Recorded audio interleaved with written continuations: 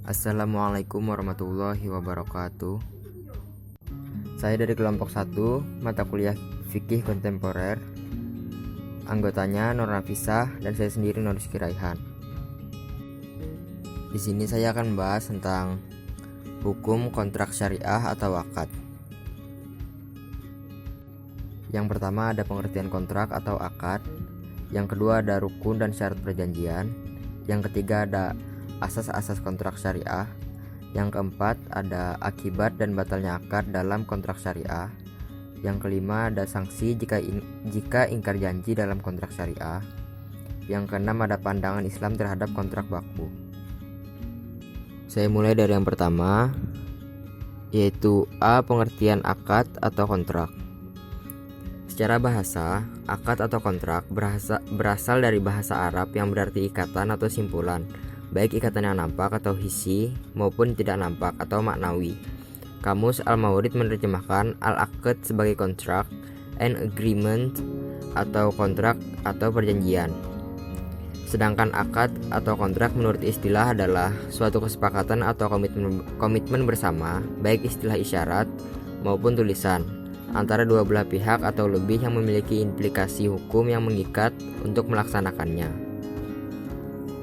Lanjut ke poin kedua, yaitu B. Rukun dan syarat akad. Rukun akad yang pertama ada al-aqidani, yakni para pihak yang terlibat langsung dengan akad. Pelaku akad harus memenuhi dua syarat yang terbentuknya akad, yaitu tamyiz dan berbilang atau at-ta'adud. Yang kedua mahallul akad, yakni objek akad yang disebut juga dengan sesuatu yang hendak diakadkan. Selanjutnya syarat akad.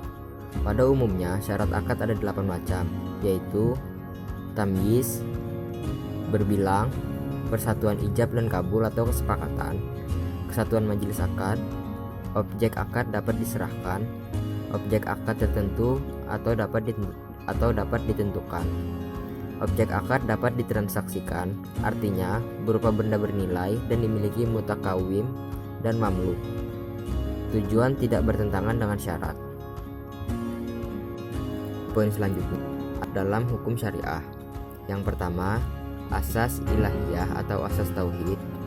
Yang kedua, asas kebolehan atau mabda al-ibahah. Yang ketiga, asas keadilan atau al-adalah.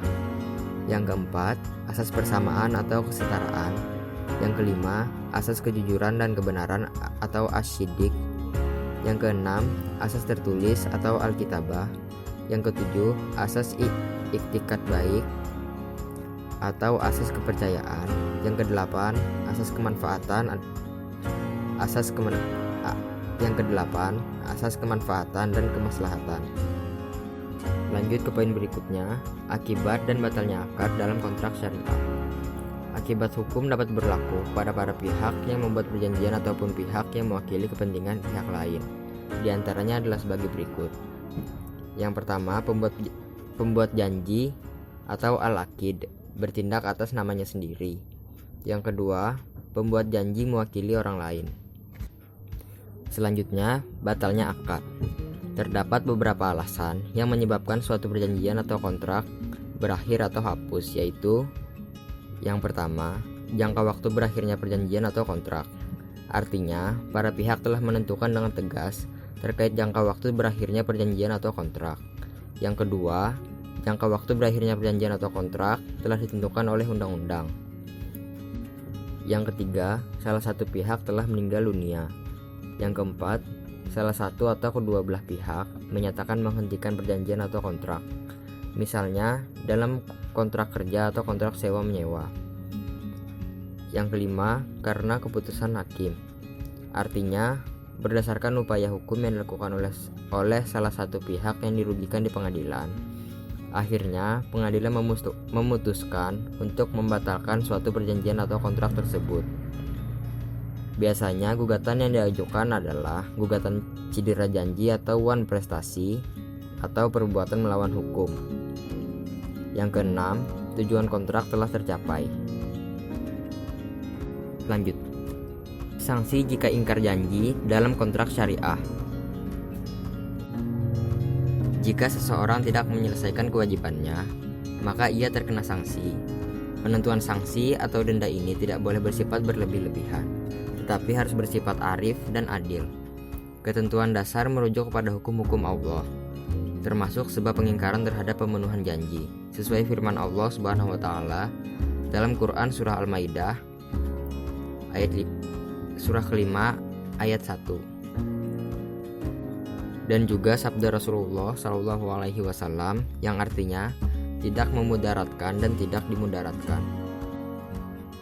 Dalam konteks ini terdapat fatwa dari Idarah Al-Buhut wa Al-Ifta Majelis Ulama Besar Saudi Arabia menetapkan secara aklamasi bahwa syarat sanksi hukum yang diberlakukan dalam berbagai kontrak itu adalah syarat sah dan diakui kebenarannya, selama yang melakukan tidak memiliki alasan yang dibenarkan syariat ketika ia menyalahi komitmen terhadap transaksi. Bila terhadap alasan yang dibenarkan syariat, maka sanksi itu tidak berlaku hingga alasan itu tidak ada lagi. Lanjut ke poin selanjutnya. F. Pandangan Islam terhadap kontrak baku. Perjanjian baku atau kontrak baku dalam Islam boleh digunakan dengan memperhatikan beberapa prinsip sebagai berikut. Yang pertama, prinsip kesepakatan. Yang kedua, prinsip kesetaraan kewajiban dan hak. Prinsip ini berkaitan erat dengan keadilan dalam melakukan transaksi. Sebagaimana pendapat Murtado Mutahhari mengatakan bahwa keadilan itu bisa dilihat dari 3 makna. Yang pertama, keadilan berarti perimbangan atau keadaan seimbang atau tidak pincang. Yang kedua, keadilan berarti persamaan atau menghilangkan diskriminasi. Yang ketiga, keadilan berarti pemberian hak pribadi dan pemberian hak kepada siapa yang berhak. Lanjut, yang ketiga ada prinsip bertanggung jawab. Prinsip bertanggung jawab di sini bukan hanya bertanggung jawab kepada sesama. Bertanggung jawab dalam ekonomi Islam lebih luas dari itu, yaitu bertanggung jawab kepada Allah Subhanahu wa taala yang telah memberikan amanah kepada manusia. Yang keempat, prinsip iktikat baik. 5. Prinsip sesuai dengan syariah. 6. Atau yang terakhir, prinsip adanya khiyar. Prinsip ini tidak hanya sebagai alasan kebebasan berkontrak, tapi juga lebih luas dari itu. Prinsip ini mengandung arti bahwa perjanjian baku atau kontrak baku tersebut harus diserahkan terlebih dahulu kepada pihak konsumen yang menerima kontrak baku tersebut. Sekian pemaparan materi dari kelompok saya. Maaf kalau ada salah kata. Wassalamualaikum warahmatullahi wabarakatuh.